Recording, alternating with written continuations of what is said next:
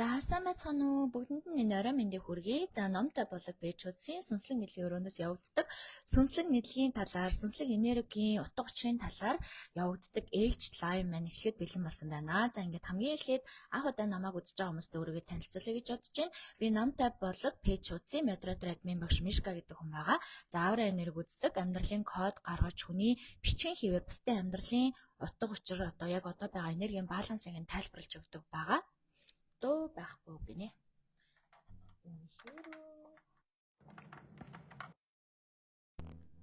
За одоо болж байна.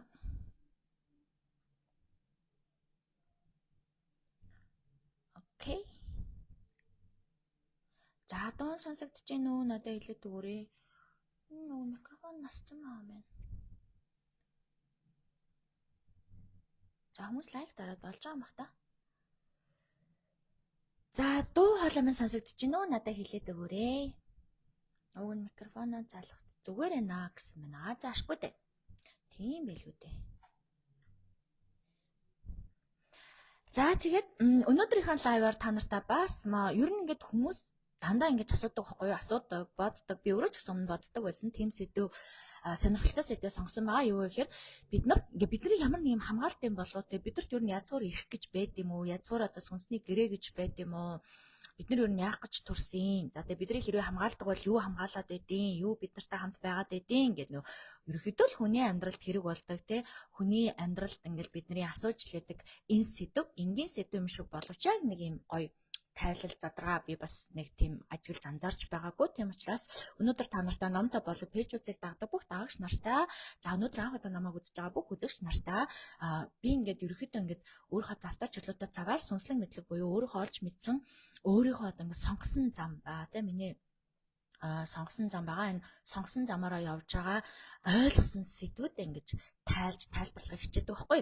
За би нэг цэцэн цэлмэгч юм уу ухаантай мундаг болохоор тайлбарч тайлна гэхээс илүүтэйгээр маш олон хүнтэй шууд нүүр тулж ажилдаг, ажил хийдэг, маш олон хүмүүс амьдралын кодыг гаргадаг, маш олон хүмүүсийн бичгийн хэмнээс нь мэдээлэл авдаг учраас энэ бүх ажлынхаа туршлагаар өөрийн амьдралд тохиолдож байгаа үйл явдлуудыг холиод мөн энэ сүнслэг зам руу орсноос хойш сүнслэг мэдлэгтэй холбоотой бүхий л уншсан судалсан бүхий л зүйлүүдээс энэ сэдвүүдийг би ингэж гаргаж ирдэг юм байнамаа. За тэгээ энэ сэдв энэ ойлголтыг хүн мэдхгүйгээсээ болоод нэг ингэж идэм болов тэгээд идэм болов гэж бодсон тэр одоо сониуч цангаасаа ч гэх юм уу те болж энэ сэдвүүдийг гаргаж ирж номтой болог сүнслэг мэдлэгийн өрөөгөөрөө дамжуулан та нартай ингэж хуваалцдаг хүргэдэг тийм л хүн байгаад байгаамаа. За тэгээ миний ярьж байгаа зүйлүүдээс ахын аваад хаяхын хаяад гэдэг шиг те өөрийнхөө аргад одоо мэрэгэн хандах ухаанаар авч сүлж ойлгоорой. За ямар ч гэсэн та өнөөдөр миний цаг гаргаад ярьсан сэдвээс нэг зүйл ойлгоод нэг зүйл ухаарчих юм бол өнөөдөр миний цаг зав гаргаад энэ сууж байгаагийн одоо ач гавьяа гарч байгаамаа.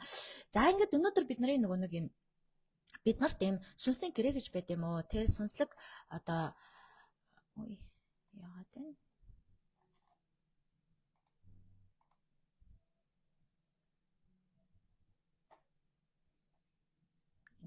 вэ?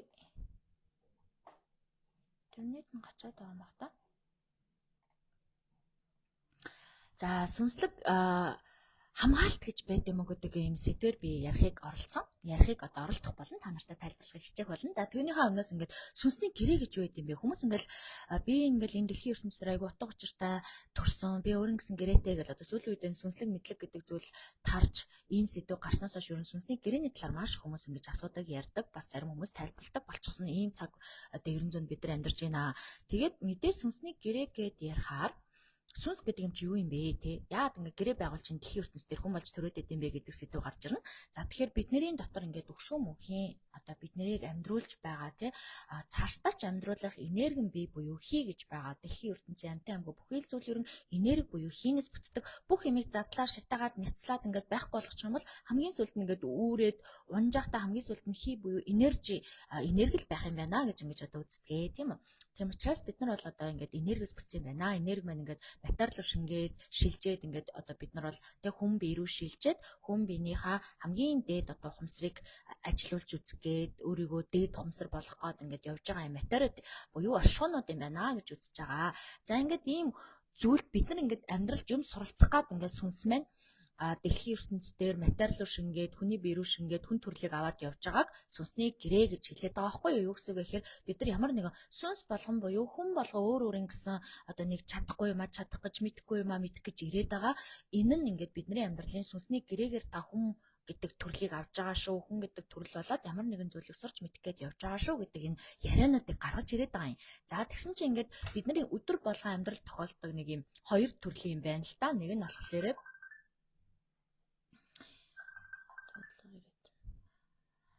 за хоёр төрлийн юм байна л да. Нэг нь болохоор бидний амьдралын дотоод сүнс буюу те энерги маань хүч чадлыг илүү нэмэх гэж хүчийг нь бядыг нь нэмэх гэж тохиолддог сүнсний өсөлтийн гэрээ гэж.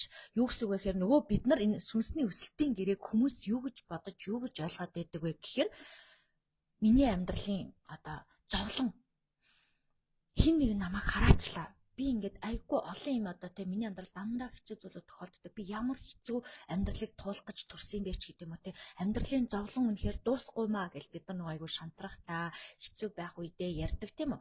Ингээд тэгэхээр амьдралд маань тохиолддог хэцүү зовлонтой юм шиг, бэрхшээлтэй юм шиг маш хэцүү бидрийг зовоож байгаа, уйлуулж байгаа, шанцсан минь сорж байгаа энэ асуудлууд бол ерөөхдөө яагаад бидний амьдралд тохиолдог вэ гэхээр сүнсний өсөлтийн гэрээгээр буюу таны энэ сүнс чинь дэлхийн ертөнцийн дээр өс гэж, хөгжих гэж, суралцах гэж, мэдэх гэж, илүү сайжрах гэж ирсэн учраас ийм амьдрал тохиолдоод байгаа бидний зовлон гэж нэрлээд байгаа сүнсний өсөлтийн гэрээ гэдэг зүйл угаасаа л тохиолдох ёстой зүйлүүдийг одоо сүнсний танд бядыг өсгөх гэж тохиолдоод байгаа үйл явдлуудыг хэлээд байгаамаа. За нөгөө нэг гэрээ гэдэг байгаа юм нь болохоор хүн өөрөө байгуулсан далд гэрээ буюу та яг өөрийнхөө одоо сонголтоос хамаарч юм хийж штэ тий.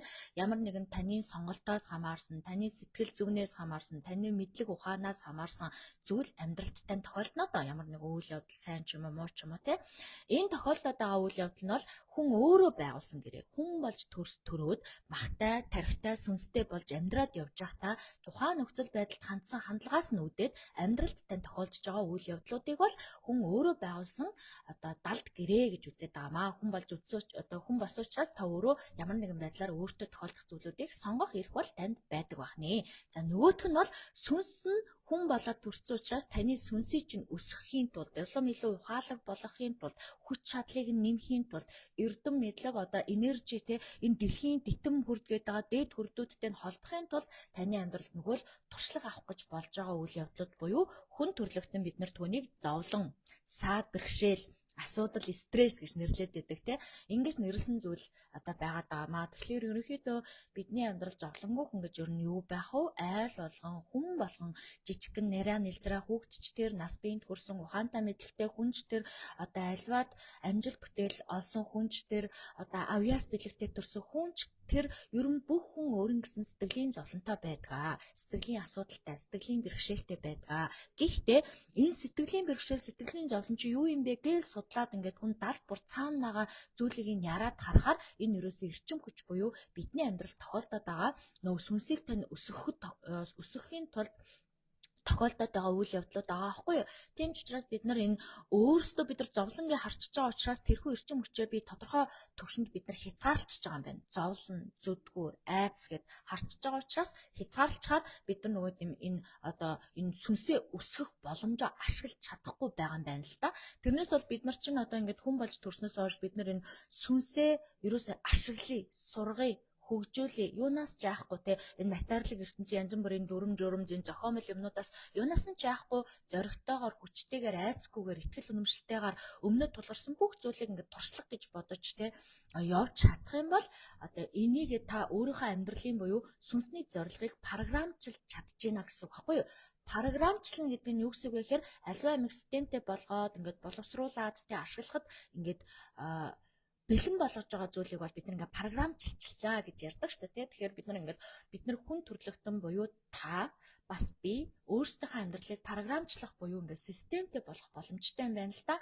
Энэ нь бол бидний амьдралд тохиолж байгаа хэцүү зовлонтой зүйл та өөрөө сонголтоос хамаараа тохиолж байгаа энэ хоёр үйл явдлуудыг нэг нь сүнсний өсөлтөөс хамаарч миний сүнсийг өсгөхийн тулд надад ийм тохиолдлоо гэж харах, нөгөөт нь би өөрөө хүн болж төрсөн учраас надаас шалтгаалаад миний өөрийн сонголтоос шалтгаалаад тохиолдлоо гэдэг нь энийг бид нар хувь тавилан гэж нэрлэдэг те хувь заяа гэж нэрлэдэг. Юу гэхээр заримдаа ямар нэг юмд та тий ингээд за хувь тавилан шийдэгдээ гэд бүр өөрөө шийдвэр гаргаж чадахгүй хүлээх тохиолдлууд гардаг. Заримдаа та хурдхан шиг барьж аваад хурдан шийдвэр гаргаад хурдан өөрөө асуудлыг шийдэх гэж хичээдэг үе гардаг. Энэ бүхэн чинь аль аль нь л ерөөсөө таны сүнсийг өсгөх гээд байгаа энэ мэдлэг одоо үйл явдлаас хамаарат таны амьдрал тохиолдоод байгаа үйл явдлууд байгаа байхгүй юу? За ингээд гэсэн чи бид нар ингээд сүнсээ өсгөх юм байна. Мэдлэгтэй, туршлагатай болох юм байна. Хангалттай их одоо хэцүү бэрхшээл одоо бидний нэрлээд байгаа зовлон зүтгүүрийг туулах юм байна. Одоо үхэл хацалч тэр те бидний хүн төрлөختний амьдралд бол үхэл хацал гэдэг бол хамгийн туулахад хэцүү зовлон.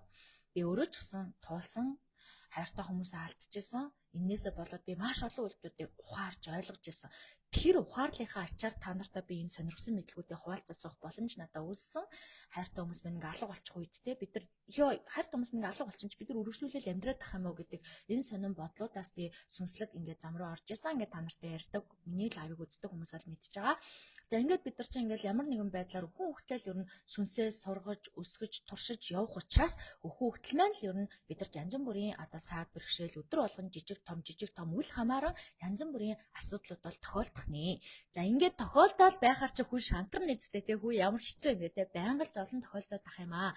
Хизээ жарах юм бэ гэж бодож байгаа тохиолдлуудаас надад ч гарч ирсэн магадгүй аль нэгэн үед аль нэгэн өдөр танд ч гарахыг үгүйсэхгүй. Хэрвээ ийм зүйл ийм одоо үйл явдал танд тохиолдоод ийм бодол танд төрөх юм бол өнөөдөр би танд таныг хамгаалдаг 3 зүйл байд юм аа гэдгийг тайлбарлаж өгөх гэсэн юм аа. Сүнсний гэрээгээр бид нар дэлхийн ертөнцийн ирээд төрсөн юм байна. Сүнс нь өсөхийн тулд маш олон үйл явдал буюу хувь тавилангаар янз янзын үйл явдал болд юм байна. Нэг нь таны сонголтоос хамаарат буюу та өөрөө хүн болж төрсөн учраас түүнийхээ үр шимийг хүртээд түүнийхээ одоо туулах хэвээр зовлонгийн тулаад явж байгаа. Хүн болж төрсөн байна гэдэг чинь өсөн, үржин, нэгдэн, нуун, баан, шайн, хүнтэй суун, төрнө гэдэг энэ хүний махан биений өөрийнх нь одоо тий махан биеийн хүн болж төрснийхээ нэг жаргал ч юм уу зовлон ч юм уу нэг юм байгаад байна да. Нөгөөх нь хүн байсан одоо тэр хүнтээсээс хүүхэд гаргасан хайртай дуртай гэхээс илүүтэйгээр өөр амьдралаас үйл явдлууд тохиолддог те нас оролтууд, сонголтууд, ажил, карьер, амжилт гэх мэтчлээ. Энэ хоёр юм чинь ингээд юм тусдаа хоёр зүйл байгаа даа байхгүй.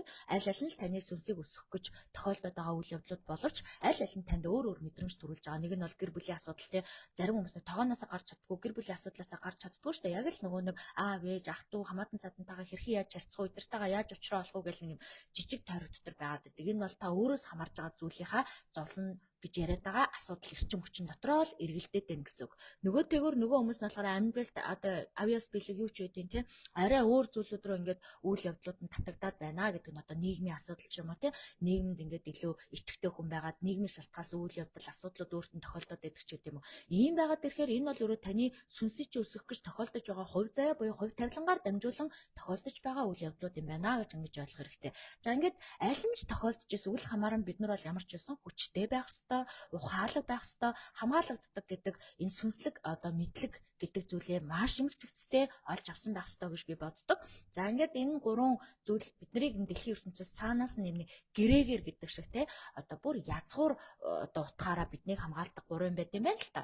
За нэгт нь чөлөөт сонголтын хууль гэдэг энергийн хуулиар бид бүхэн өөрөө сүнс өөрийн сонголтыг хийх одоо эрх бидэрт байд юм байна. Юу вэ гэхээр та өөрөө ингээд сүнс болоод төрсөн, хүн болоод төрсөн учраас та яг амьдралдаа сонголтоо бүх юмны сонголтыг танд хийх эрх нь одоо бүр язгуур таны эрх буюу та хүн болж төрсөн учраас дэлхийн ертөнцөөс танд бэлгэлсэн язгуур эрх юм байна л та. Тэгсэн чинь бид нар ингээд бүх юмаа сонгоё те, ажлаа өөрөө сонгоё, амьдралаа өөрөө сонгоё, суух хүнээ өөрөө сонгоё гэд ингээд явах гэхээр бид нар энэ язгуур эрхээ ихэвчлэн ашиглаж чаддгүй юм байна. Яагаад вэ гэсэн чинь хүн чинь нөгөө нэг ингээл ямар нэгэн сонголт ихтэй дандаа хүнээс судаг гинэ. Одоо би ийм сургууль сурах уу, би ийм мэрэгчлэр ажиллах уу, би энэ гэнтэй суух уу, салах уу, яах уу, ийх үү гэлтэй. Ерөнхийдөө бид нар сүнснийхаа өөрөө сонголт их эрхийг нь дандаа хязгаарлаж яадаг. Өөрийнхөө мэдрэмжийг дагах, зүн сонгоод дагах тэр мэдрэмжийг нь ингээд хязгаарлаждаг болохоор бид нар ийм сонголтоос хамаарад өөрийнхөө одоо идэх эрхийг эдэлж чаддгүй гэх юм уу? Та өөрөө сонголтоо өөрөө хийж чадахгүй юм чинь та тэр сонголтоос ирэх одоо тэр эрхийг ашиглаж чадахгүй гэсэн үг байхгүй юу? За уг нь бол ингээд хүн өөрийнхөө сонголтыг те бүх зүйл дээр одоо том шийдвэрүүд дээр ч тэр жижиг шийдвэрүүд дээр ч тэр өөрийнхөө сонголтыг өөрөө хийгээд сурчих юм бол энэ бол бидний язгуур эрх байд юм байна л да.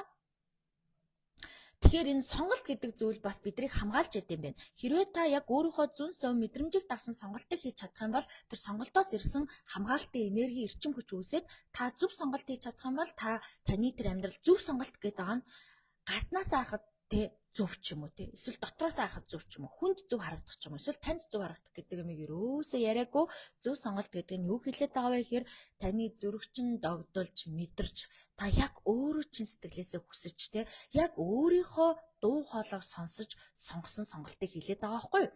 Энэ сонголтыг та хийж чадах юм бол та өөрөө өөрийнхөө сонгосон сонголтын үр шим те буян шиг одоо юу гэдэг тэр энерги эрчмийг хүртэх мэдрэх боломжтой үүнээс үүссэн энергийн хамгаалалт одоо хүн айгүй зоригтой би энийг л хийн би энэ замаар л явна гэдэг ингээд ямар ч эргэлцэхгүйгээр явах үед хүнд ийм хамгаалт сонголтоос хамаарсан энергийн хүч орж ирд юм байна л да.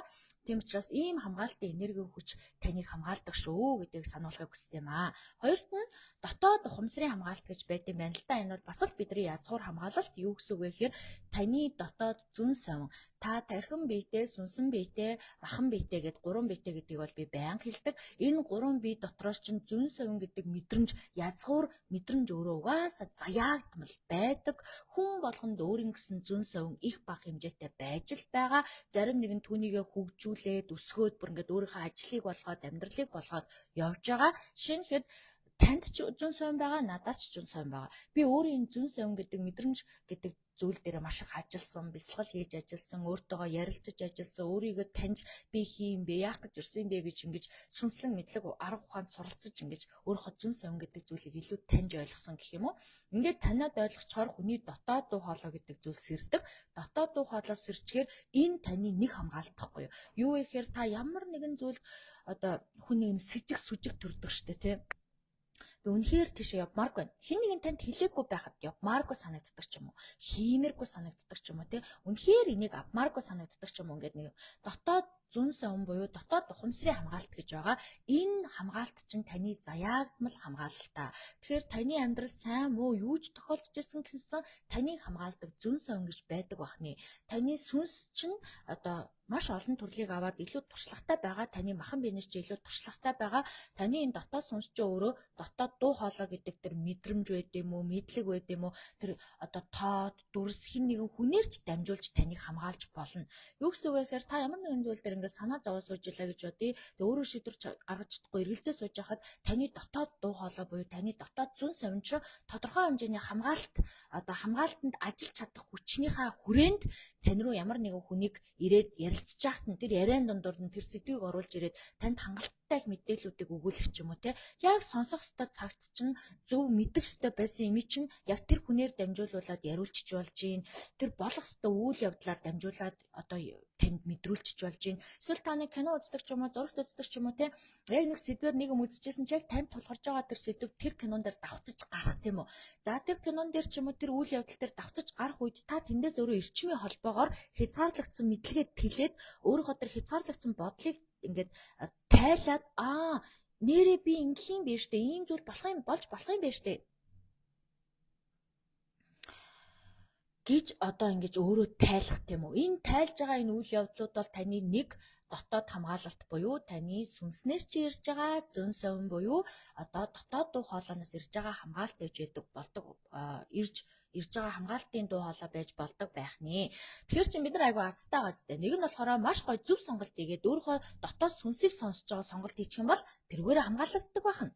Хоёрт нь бид нар зүүн сон буюу дотоод дуу хоолой гэдэг өөрийнхөө тэр энержийн биеэсээ дээд тэнгэрлэг биеэсээ хамгаалалтыг авчдаг байна. Гуравт нь нөгөө бидний яриад байдаг дээд ухамсарын хамгаалт гэж байдаг. Дээд ухамсарын хамгаалт гэдэгт нь юу ороод байна гэхээр бид нар нөгөө залбирдаг, мөрөгдөг, өвөг дээцүүд, бурхад гэж ярьдаг те идэ бодоо өргөдөг ингээд энэ хамгаалт нь бол дээд ухамсарын хамгаалалт гэдэгтээ орж байгаа байхгүй юу? За энэ нь болохоор одоо бид нар бол хамгаалагч энерги гэж ярьдаг, тэнгэрийн хамгаалт гэж ярьдаг, бурханлаг хамгаалт гэж ярьдаг, миний ичийн аавын сүнс гэж ярьдаг, миний өвөг дээдсүүд гэж ярьдаг, миний удам судар гэж ярьдаг. Одоо янз янзаар нэрлэж байгаа. Гэхдээ ерөөсөө товчхондоо нэг нэр өгөхөд бол бидний дээд ухамсарын хамгаалт гэж юм бас биднийг хамгаалдаг байх нэ. Бид нар сүнсний гэрээ ямар нэг юм сурна мэднэ би хангалттай сайнараа одоо боловсрох гэж энэ дэлхий дээр ирсэн юмаа гэж зориг тогтоогоод энэ дэлхий дээр хүн болоод төрсөн энэ одоо цаг хугацаа энэ бодгол дотор чинь 3 төрлийн хамгаалтыг танд төрөхөд чинь өгсөн байдаг байна шүү дээ. Бид нар ямар ч хамгаалтгүй зүгээр ингээд явж байсан бол энэ дэлхий гэдэг зүйл дотор ч аюултай зүйлүүд маш их байдаг. Бид нар хамгаалтгүйсэн бол ингээд амьдраад одоо явах боломжгүй байна шүү дээ. Энэ 3 хамгаалтаа алддаг хүмүүс бол байдаг. Нэгт нь чөлөөт сонголтын хамгаалт гэдэг нь бидний аура гэрлэн бүрхүүл буюу аура энерги хамгаалтыг яриад байгаа байхгүй юу? Энэ нь бид нар сонголт хийснийхаа ачаар, хичээснийхаа ачаар, зөв бодсныхаа ачаар, сурсныхаа ачаар, боловсрсныхаа ачаар өөрөөсөө гаргаж ирж байгаа хамгаалт.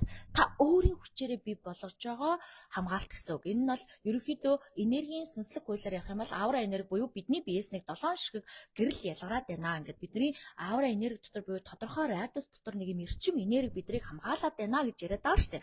Сонголт нь зөв хүн чи хүчтэй байна үстэй. Сонголтоо зөв хийцэн, өөрийгөө боловсруулсан, өөрийгөө эрчимжүүлсэн хүн өөрийн дотоодоос аура энерги буюу яг махан биеийн дотор нь хадгалаастай байгаа энерги хамгаалтыг яриад байгаа. За тэгсэн чинь хоёрт нь дотоод ухамсарын хамгаалт гэж одоо яриад байгаа юм бол зүүн совин дотоод дуу хоолой гэдэг нь сүнстэй чи хамт явж байгаа хамгаалт гэхгүй юу? Та энэ төрөлдөө одоо байхгүй болсон байсан ч таны сүнсэнд хадгалагдаад явж байгаа энэ эрчим хүч, энержи гэдэг юм чинь таныг бас хамгаалдаг байна шүү дээ. Энэ нь бол айгүй туршлагатай, айгүй ухаантай. Одоо юу вэ гэхээр таны мэдлэгээс ч илүү туршлагатай, таны махан биенээс ч илүү одоо туршлагатай те таны ямар нэгэн зүйл хийхэд энийг битгий хий гэдэг нэг ямар нэгэн дохио, мэдрэмж, ямар нэгэн сэзүр зүүдээр идэм үү одоо юугаар идэм те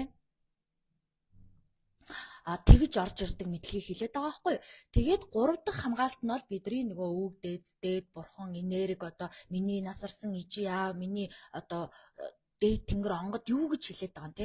Тэр дээд ухамсарын хамгаалтыг 3 дахь хамгаалт гэж яриад байгаа. Ингээд би 3 хамгаалтын талаар танд задлж өглөө. Энэ 3 хамгаалт гэдэг зүйл чинь танд заяагдмал буюу хязгаар одоо ямар нэгэн байдлаар бүр ингээд таны язгуур ирэх байхгүй юу? Та ийм язгуур ирэхтэй төржээ. Тэгэхээр та тэрийгэ мэдчихэв нөө.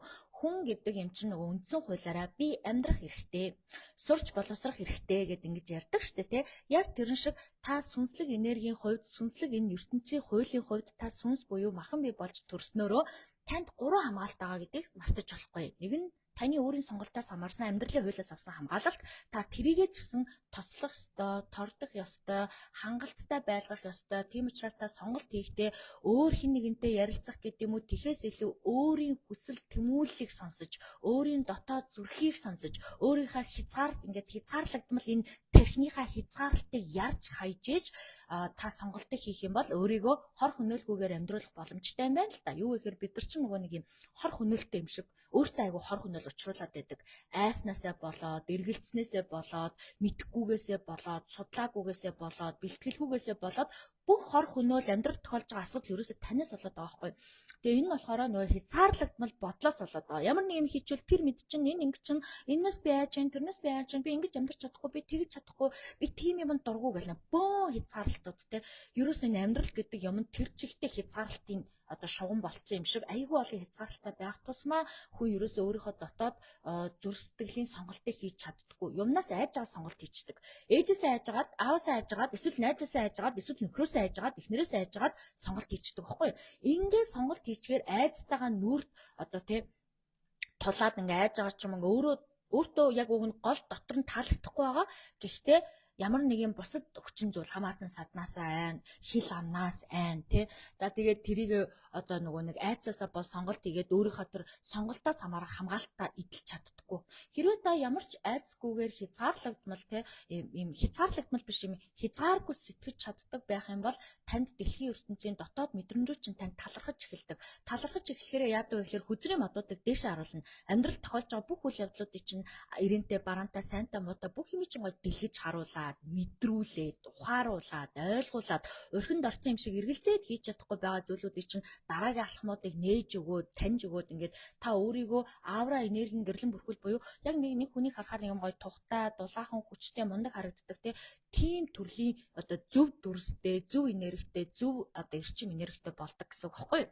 За ингээд хоёр дахь одоо нөгөө нэг хамгаалт гурван төрлийн хамгаалт байгаа даа шүү дээ. Тийм учраас хоёр дахь хамгаалтаа бид нар мартаж болохгүй. Энэ бол бидний дотоод зүүн сон буюу бүр сүнснээс ирж байгаа. Энд чинь бүр таны сүнс чинь өмнө нь хүн биш, эрэг чөлөөтэй энерги байх та, хүн биш бүр ингээд энергийн бий байх та, тэнгэрлэг бий байх та. Тэгтээ тэргүй энэ одоо сүнс буюу энерги дотор байдаг тийм давуу тал гэж байдаг. Тэр давуу тал нь угаасаа ингээд хөгжөөд явж исэн. Тэр нь ингээд одоо та хүн биеийг олоод ингээд хүний биеийн шингэчгээр таны тэр сүнсэн бие чинь хүч чадал гэж байгаа тийм. Бүгдийг таашилж чадахгүй хэрвээ сүнсэн биеийнхаа бүх хүч чадлыг бид нар хүн болчоод ашиглацдаг байсан бол одоо бурхнаас ялгархгүй шүү дээ тийм учраас бид нар чинь тэр хүч маань бас хязгаарлагдмал байгаа. Гэхдээ сансан бол, мэдсэн бол, туршсан бол, ашигласан бол тэр мэдлэгээ тэлэх гэж илүү хөгжүүлэх гэж хичээсэн хүн болгон тэрийг ашиглах боломжтой. Энэ бол дотоод зүн сон буюу өөрийнтэн дотор асаалттай байгаа тэр гэрэл, асаалттай байгаа тэр бамбрыг хилээд байгаа. Хин нэгэн хараад мэдэхгүй та өөрөө дотроо мэднэ.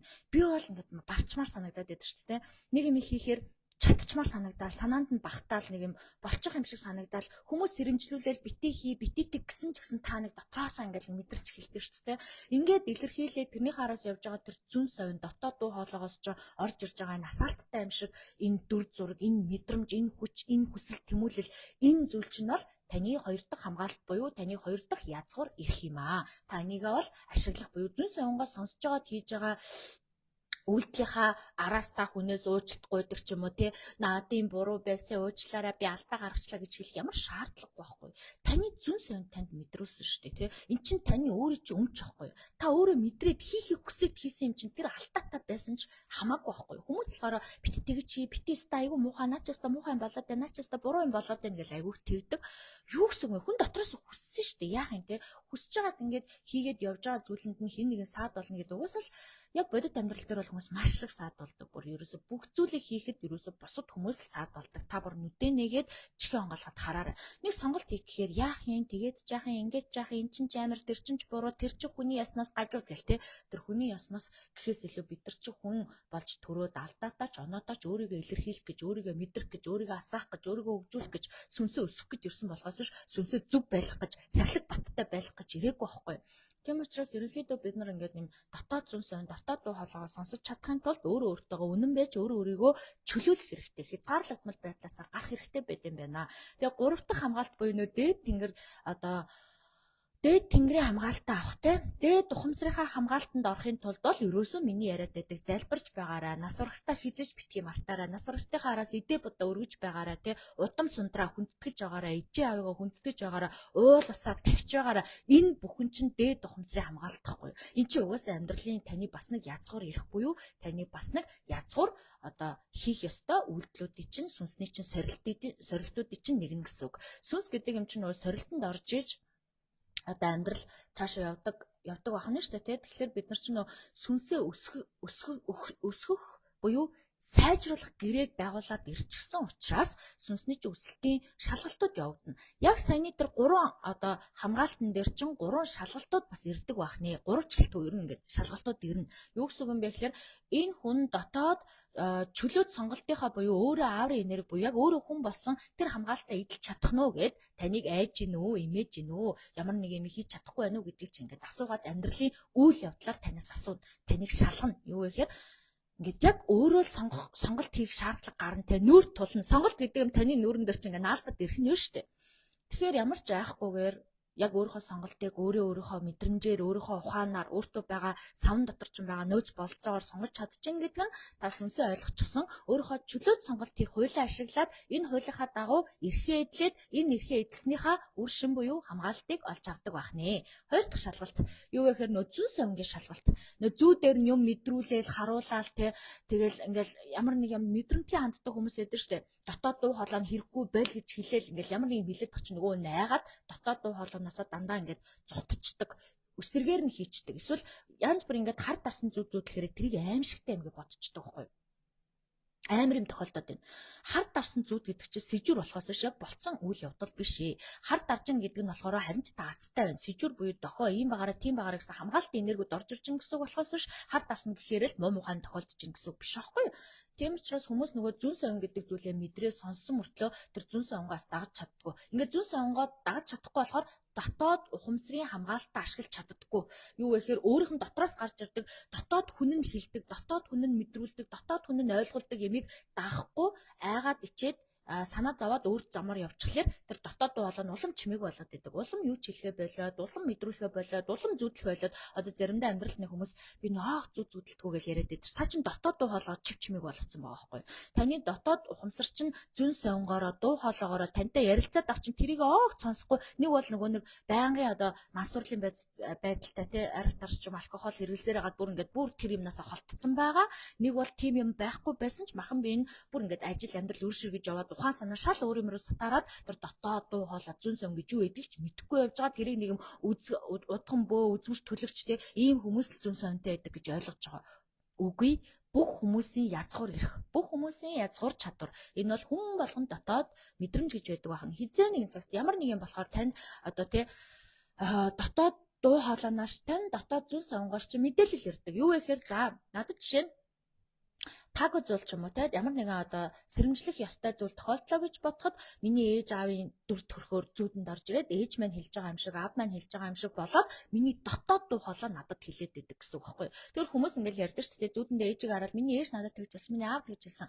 Аав ээжтэй энерги таныг хамгаалдаг энэ бол дээд ухамсарын хамгаалтандаа орно. Гэхдээ энэ ирж байгаа сэжүр мэдээлэл бол дандаа таны дотоод сүнснээс таныг хайрлаад тань руу явуулж байгаа мэдээллүүд байдгаа. Хвчлэн та дотроосоо өөртөө л ярилцаад өөрийнхөө сүнстэйгээ л одоо холбогдоод өөрийнхөө сүнснээс эрчим хүчний хамгаалалт аваад байна гэсэн үг байхгүй юу? За ингээд тийм учраас нөгөө зүүн совин гэж шалганаа. Янз янзын зүүдлүүлэн, янз янзын мэдрүүлэн, сонсуулна, харуулна. Тэгсэн чинь нөгөөт нь зүүн совин хилээд тахад хүртэл шаал өөр замаар яваад өчтдөг. Зүүн совингоос урваад, ухраад одоо айгаад итгэхгүй, үл итгэхгүй. Яг бол нүдэнд харагдаагүй юм чин, гарт баригдаагүй юм чин бодтой биш юмнаас хүмүүс маш их хайдаг те. Тийм юмд ерөөс итгэдэггүй шүү дээ.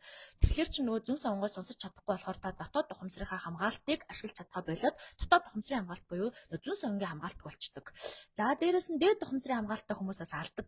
Юу вэ гэхээр нөгөө хамгаалагч энергиудээ, нөгөө тэнгэрийн хамгаалтуудаа, бурханлаг энергиудээ, нөгөө үг дээцүүдээ, нөгөө удам судраа, уул усаа хүнддэгдгүү, тавьдгүү. Ерөөс газраас тасарсан юм шиг, газраас ганцаархны явж байгаа төрцөн юм шиг яваад идэг. Тэгээ ээж аав нас орчингууд нүдэнд нь харагдахаа болчингууд байхгүй болчлаа. Одоо нас орсон хүний араас залбираад яадیں, мөргөөд яадیں. Тэрий чинь нөгөө нэг ламл хүн хийдیں, бөөл хүн хийдیں. Би чинь тийм хүн биш. Би тэгж явахгүй гэд ингэ очдөг. Ингээд явхаараа та дээд ухамсарын хамгаалтаа алдаж байна гэсэн. Энэ дэлхийн ертөнцийн амьтал байгаа бол та тэгтээ тэргүй энэ төрлөө дуусахтлаа ижи аавдаа хүндэтгэл үзүүлэх, аавдаа хүндэтгэл үзүүлэх, аавтаа нээжтэй ямар ч дэлхийн ертөнцийн хамгийн муу хүн байсан ч түүнийг намааг энэ дэлхий дээр авчирсан шүү дээ гэдэг сэтгэлээр хандах, хүндэтгэх, хайрлах нь таны угаасаа л энэ одоо аавсаг сурж иж би өсөг сурдээ ма гэдэг шиг л нэг одоо язгуур эрхий чинь нэг нь аахгүй юу те. Тэгэхээр бид нар нөгөө нэг дээд ухамсарынхаа хамгаалтыг ямар үед алддаг вэ гэхээр итгэл үнэмшлгүй болсон үедээ дээд ухамсар үг дээцүүдэд хүндлээгүй байх үедээ бурхан шашин гэдэг зүйлийг буруутгахтаа шүүхтэй дээд ухамсарынхаа энергийг алддаг. Бурхан байна уу, үг дээц байна уу, сүнс байна уу, таны юу байна гэдг нь хамааралгүй таны тэр дээрээс буюу та биш өөр нэг зүйл хамгаалаад байгаа юм чинь дээд ухамсарын хамгаалт гэхгүй юу. Тэгэхээр дээд ухамсар буюу танаас дээгүүр бас нэг ухамсартай юм байдаг бахна шүү дээ. Та энэ дэлхийн ертөнцийн хамгийн дээд ухамсар биш бахна шүү дээ. танаас дээгүр давтамжтай, танаас дээгүр орчлон оршихуй амьдрал тэнгэрлэг энерги гэж байдаг бахна штэ. Тэр энерги чинь хамгаалт гэдэг юм бас байдаг бахна штэ. Тэгэхээр бид нарыг бодлоо айгу азтай. 3-3 хамгаалттай язгуур эрэхтэй төрсөн, сүнсний гэрээтэй төрсөн. Нэг бодлоо айгу азгүй. Тэр гурыг гурлан ингэ ашиглаж чадахгүй бол хүн юм хаягдмал хүн болчдөг байхгүй нөө. Тэнгэр нь хайсан ямар заяагүй хүн бэ гэж ярьдаг штэ те. Юу ч хийсэн бүтдгөө нөгөө яагаад энэ хүн болохгүй юм гэхээр нөгөө хүн чинь чөлөө сонголтын хуулийг ашиглаж чадахгүй. Нөгөө ямар нэгэн сонголтыг хийхдээ, ямар нэгэн үйлдэл хийхдээ амьдралаа удирдахдаа нэг ч өөрийнхөө хийхгүй. Дандаа ханаа яах вэ, хайраа яах вэ, эсвэл тэрэ яах вэ, инээ яах вэ, ээж яах вэ, ааваа яах вэ, ахаа яах вэ гэдэг нөгөө яг тарих толгой нь алдагдсан юм шиг ингээд өөрөө сонголтыг чадвараасаа алдагдсан юм чи өөрийнхөө хамгаалт буюу өөрийнхөө энергийг ашиглаж чадахгүй. Өөрөө ингээд нэг хаягдмал болсон явж байна. Хоёрт нь дотоод ухамсар буюу нөгөө зүн совин ингээд өөртний мэлээд за би мангар юм чи би тэнийг юм чи эсвэл миний юм иддэг гэж юу яах вэ гэдэг өөрийгөө дарсаар байгаа дотоод зүн совин буюу дотоод дуу болгоод дарчдаг. Гуравт нь дээд ухамсар те би аавчгүй ээжчгүй би үн чи өрөөсөө эсвэл ээж аав маань айл хэдий намайг жоог махад нас барцсан эсвэл бурхан шашинд би итгэдэггүй би шашингүй би тийм юмгүй ийм юмгүй надад мөргөл залбирал хэрэггүй гэж явж байгаад дээд ухамсарын хамгаалтаа алдчихдаг. Ингээд таныг хамгаалах хэрэгтэй байсан сүнсний гэрээгээсээ олгогдсон 3 хамгаалтаа алдагдаад ирэхээр та хэн болох вэ гэхээр зур мах. Зүгээр ингээ махан бий болно. Зүгээр махан бий болохоор яах вэ гэхээр та юунд ч урчиж магадгүй. Баруун талаас чинь нэг машин ирээд мөрөгчж магадгүй. Зүүн талаас чинь нэг юм унчиж магадгүй те. Та бүдэрж унаад ясаа голчиж магадгүй. Тэнд талтарж унаад гараа голчиж магадгүй. Хүмүүс нэг юм ярьдаг шүү дээ. Айгуу тийм жижигэн ялхуу юмнаас ингээл айгуу ямааны гарцсан явж яадаг шүү дээ. Тэр нь энэ 3 хамгаалтаа та ашиглаж чадахгүй байгаа тохиолдолд ядаж багтаа хүнд нэг нь вэж явахгүй бол хэцүү шүү те. Ядаж өөрийнхөө сонголтыг өөрөө хийдэг. Ядаж дотоод болгоо сонсдог. Ядаж дээд ухамсартаа өг дээдс бурхан шашиндаа итгэдэг, хүндэлдэг, мөрөгдөг, залбирдаг энэ тэнгэрлэг надаас дээгүр давтамж байгаа гэдэгт итгэдэг, мөрөгдөг байхгүй бол яг газраас ургасан юм шиг би хангалттай би ингэ явж байхад болно гэд явж байгаа хүмүүс бол нөгөө ямар нэгэн амьдралтын юм тохиолдохоор юу гэж ойлгоод байдаг вэ гэхээр хин нэг намайг хараачлаа. Би хараалагчлаа. Би стандар айгүй азгүй юм гэдэг байхгүй юу? Ер нь бол хүн өөрөө өөрийгөө л харааж байгаа. Ингэж бодсноороо та өөрийгөө асуудалд оруулж байгаа. Нэгт, хоёрт нь бусдаас одоо нөгөө хараал ирсэн байсан ч гэсэн юу вэ гэхээр тэр чин таныг сүнсийг өсгөх гэж сүнсний гэрээгээр тохиолдож байгаа үйл явдал байхгүй юу?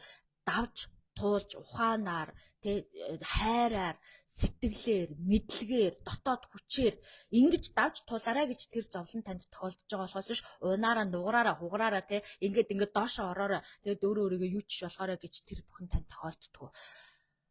Тийм болохоор нөгөө бид нар ингээд тохиолдож байгаа зовлон өөр нүдээр, өөр гарцаар харах цаг ирсэн байна л да. Зовлон тохиолдонгууд нь лам бөө дээр очдог ч юм уу засал лам хийгээд дөөш миний хараалыг ядлахад дөөш гэл гаднаас нэг юм арилгуулах гэж ингэхийн хооронд дотоод өөрийнхөө ухамсарыг одоо цэгцэлж өөрийгөө дотроос нь хүчтэй болгож өөртөө дотроос нь ажиллах хэрэгтэй гэх юм уу. Тэгжээж амьдрал ах юм байна.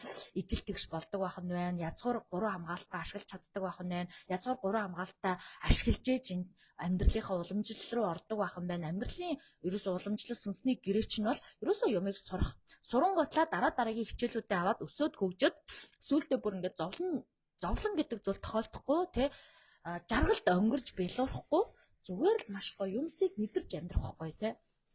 Би жаргаж ийн дэлхүү амьтанд ингээл амар томрол. Би ингээл томорчлоо. Би өстө мундаг болчлоо. Би мөнгөтэй бизнестэй болчлоо гэж томрохдооч биш. Би өстө зовлонтой байна гэл хамаг зовлонгоо тооцохдооч биш. Өөрийнхөө сүнсийг өсгөөд, сүнсийг хайрлаад, өөрийнхөө амьдралын уламжлал гэдэг зам руугаа ороод сүнснийхаа дараагийнхаа төрөлтүүдэд хүртэл одоо холбоотой байдаг. Өмнөх төрөлтөө ч гэсэн холбоотой, дараагийн төрөлтөө ч гэсэн холбоотой ерөөс нэм гинжин хэлхэр шиг амьдралаа гоё авч явцснаар та өөрийгөө нээх юм бэлээ. Та өөрийгөө одоо хөгжүүлэх юм бэлээ. Би намтай болог гэдэг энэ пэйж хуудасаараа дамжуулаад маш олон энергийн тайлбар буюу амьдрал тохиолдог үйл явдлуудыг дандаа сүнслэг талаас нь тайлбарлахыг хичээдэг л дээ. Амьдралд чинь ингээ нүдээр харахаар харагдаж байгаа зовлон чинь зовлон шиг харагдаад байгаа мөртлөө сүнслэг талаас нь харахаар шал өөр утга учиртай бараг л нөө хараал хийсэн чинь ерөөл болчдөг байхгүй тийм хараал нь ерөөл нөө азгүй байдал нь бүр аз завшаан тийм нөө амьдралынх нь мөнгөгүй төгрөггүй хэцүү амьдрал нь бүр сүнснийх нь хамгийн том өсөлт хамгийн том даалгавар тийм өөрийнх нь амьдрал тохиолдоод байгаа хамгийн хэцүү зовлон гэж үзээд байгаа бүх зүйл нь дандаа тулалдах биш тэмцэлдэг биш хайр гэдэг зүйлийг суралцах тэр ухаарл байдаг байхгүй. Тэгэхээр бид нар ингээд амьдралд арай өөрөөр юмсыг хардаг болоо сүнслэг мэдлэг гэдэг юм суралцаад ирэхээр амьдрал айгүй юм хурдан өөрчлөгдөн дээрэс нь хэцүү байсан гэж санагддаг байсан зүйлүүд чинь маш гоё амттай болж эхэлнэ маш гоё болж эхэлнэ те. Тэгэл нэг ингээл хаасан боосон сүнсийн чөлөөтэй амьдрах эрхэнд нь халдсан тэгэл нэг юм хатуу ширүү үгээр боомлсон чи тэгээд үзээрэй ингээд үзээрэй гэж үйлдэлийн хязгаарсан тархийн үйлдэлийн сүнсийн энергийг хязгаарласан байдалтай байх нь бол бид нар энэ ялцмаг одоо энэ жалганаасаа хизээж гарахгүй. Хүмүүс яриад байдаг шүү дээ. Бид нар энэ өстө дээдүүлдэ энэ одоо улсын хурлын гишүүдтэй тэмцэж энэ муу мухай хүмүүстэйгээ тэмцэж бид нар одоо энэ ялцмаг шавраасаа гарнаа. Манай энэ одоо улс орон хөгжнө гэж ярьдаг. Үнэндээ улс орны хөгжил гэдэг ерөөсө ганцхан юм байна. Хувь хүн өөрөө өсөж хөгжих, хүн өөрөө ухамсартай болох, хүн өөрөө мэдлэгтэй болох, хүн өөрөө өөрийгөө чөлөөлөх, хүн ямар нэг юмнаас ингээд алгаад тасаад нэг юм хүлээдгээ болох тархины хязгаарлалтаасаа давах тэгээд өөрийнхөө хамгаалтуудыг мэдрэх, өөртөөгөө ажилд сурах, өөртөө ихтэй болох, өөрийгөө боловсруулах, өөрийгөө хөгжүүлэх, өөртөөгөө үргэлж одоо ажилд сурах. Тэгжээж бид нар чинь өвдөлттэй зүйлүүдээсээ ангижрах юм байлээ. Энэ өвдөлттэй мэдрэмж, сэтгэлийн өвдөлт гэж байна, биеийн өвдөлт гэж байна, амьдралын өвдөлт гэж байна, айдсын өвдөлт гэж байна. Өвдөлт хүртэл маш олон янз аваад байгаа байхгүй.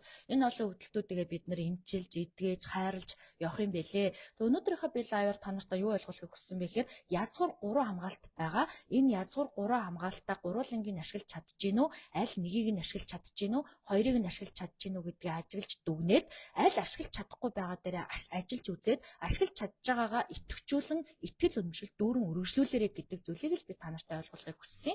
Тэгэхээр та өөрийнхөө сонголт гэдэг зүйлийг өөрөө хийж чадчихэв үү? Нэгт нь. Хоёрт нь зүүн совин дотоод болоотойгоо холбогдож чадчихэв үү? Хоёрт нь. Гуравт нь дээд ухамсар буюу тэнгэрлэг энергиудынхаа хамгаалтыг авч чадчихэв үү? Тэдэнтэйгээ залбирч мөргөж холбогдож тэднийг эдгэж чадчихэв үү? Тэнгэрлэг энерги буюу удам судар өг дээдэс бурхан юу вэ? Тэр бүхэн чинь л ороод байгаа байхгүй.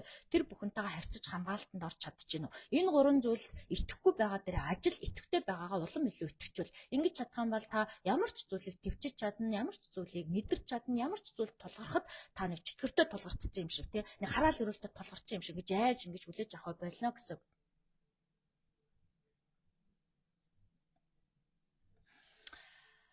За тэг ингээд дурдгдсан энэ 3 хамгаалтыг сүнсний гэрээгээр бид нар олж авд юм байна. Хүн гэдэг зүйл би сүнс боллоо, би сүнс бишээ, би хүн боллоо, би махан биетэй боллоо гэж эхэлсэн үеэсээ энэ 3 одоо зүйлүүдийг өөрөө мэдэрдэг юм байна. Энэ 3 хамгаалтаа язгуур сүнснээсээ төрсөн юм байна. Тэгээ ерөөсөө сүнстэй нь хувь тавилан буюу таны сонголтоос хамаарж байгаа гэдэг хувь тавилан чинь 2 юмд ингэж хязгаарлагдчихж байгаа юм байна. Нэг нь болохоор таны сүнсийг өсгөх гэж хувь тавилан буюу хувь төөргөөр тохиолдож байгаа үйл явдлууд, нөгөөх нь таны сонголтоос хамаараад та өөрийгөө хэр хөгжүүлсэн, өөрт чинь байгаа савн дотор чинь байгаа боломжоос хамаараад тань тохиолж байгаа үйл явдал юм байна. Аль нь хараал өрөөл биш юм байна. Аль нь аяагаад ах юм биш юм байна. Аль нь ямар хэцүү юм бэ? Амьдрал тохиолж байгаа юм чи ямар хэцүү юм бэ? Тэрнийхээ бүх зовлон өөрөө дуудаж байгаа байхгүй. Тэгээ хвчлэн хүмүүс ингээл миний манайх хүү ингээл айгүй архинд орцоо хөр юм тийва бид нар гүүгийнхаа архинаас яаж гарах уу гэд би стендер амьдралаа үрээд явж гин би стендер үнэхээр санаа зовоод явж гин гэдэг.